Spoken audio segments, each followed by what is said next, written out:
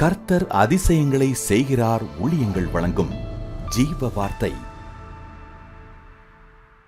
இந்த நாளிலும் கர்த்தருடைய ஊழியக்காரன் உங்களை சந்திப்பதில் கர்த்தருக்குள் பெருமகிழ்ச்சி அடைகிறேன். ஆண்டவர் நல்லவர், இயேசப்பா பெரியவர், நமக்காக எல்லாவற்றையும் செய்வார்.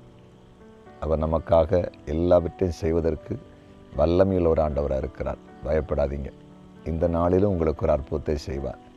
கலக்கம், கண்ணீர், வேதனை எல்லாவற்றையும் மாற்றுவார். உங்கள் துக்கம் சந்தோஷமாய் மாறும். கவலைப்படாதீங்க.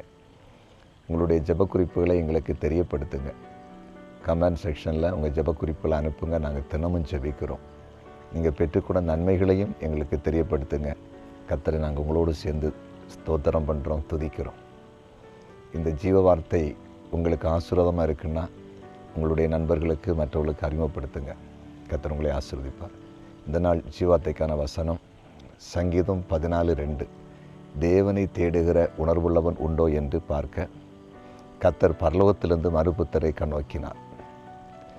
தேவனை தேடுகிற உணர்வு உள்ளவர்கள் உண்டோ என்று கர்த்தர் பார்க்கிறார்.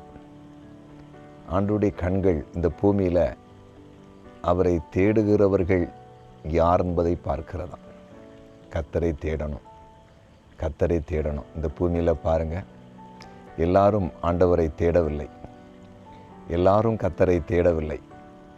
மனம் போன போக்கில் வாழுகிற அநேக மக்கள் இருக்கிறாங்க.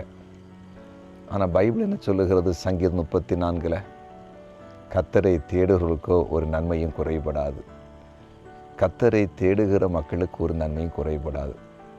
இந்த பூமியில் வாழுகிற அனைவரையும் கர்த்தருடைய கண்கள் பார்க்கிறது. அவரை தேடுறவங்களையும் பார்க்கிறது, தேடாதவங்களையும் பார்க்கிறது.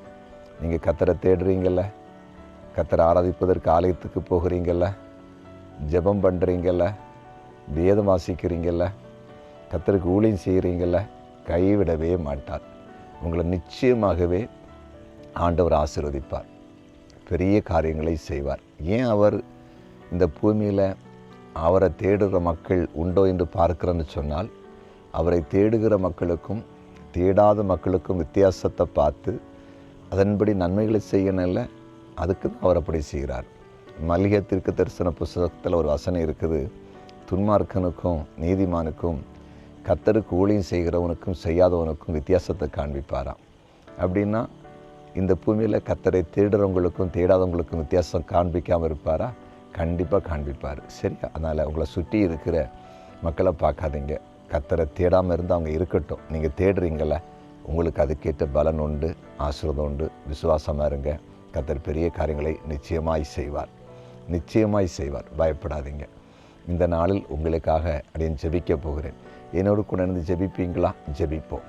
நன்றி தகப்பனே, உம்முடைய பிரசன்னத்துக்காய் ஸ்தோத்திரம், உம்முடைய கிருபைக்காய் நன்றி. இந்த நாளில் உம்முடைய வார்த்தைகளை கேட்ட உம்முடைய பிள்ளைகளை கண்ணோக்கி பாரும்.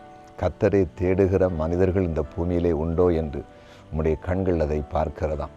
இந்த நாளில் உம்முடைய பிள்ளைகள் உம்மை தேடுகிறதை கண்ணோக்கி பார்த்து அதற்கேற்ற பலனை நீர் கொடுக்கும்படியாய் ஜெபிக்கிறோம். ஆண்டவரே, வியாதிப்பட்டவங்களை இப்போ தொட்டு சுகமாக்குங்க.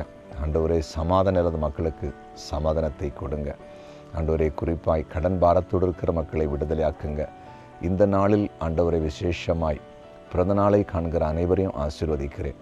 திருமண நாளை காண்கிற குடும்பங்களை வாழ்த்தி ஆசீர்வதிக்கிறேன்.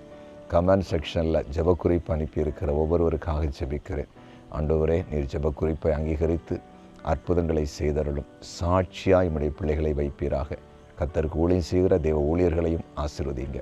எங்கள் ஜெபத்தை கேட்டீங்க, ஸ்தோத்திரம். இயேசுவின் நாமத்தில் பிதாவே, ஆமென்.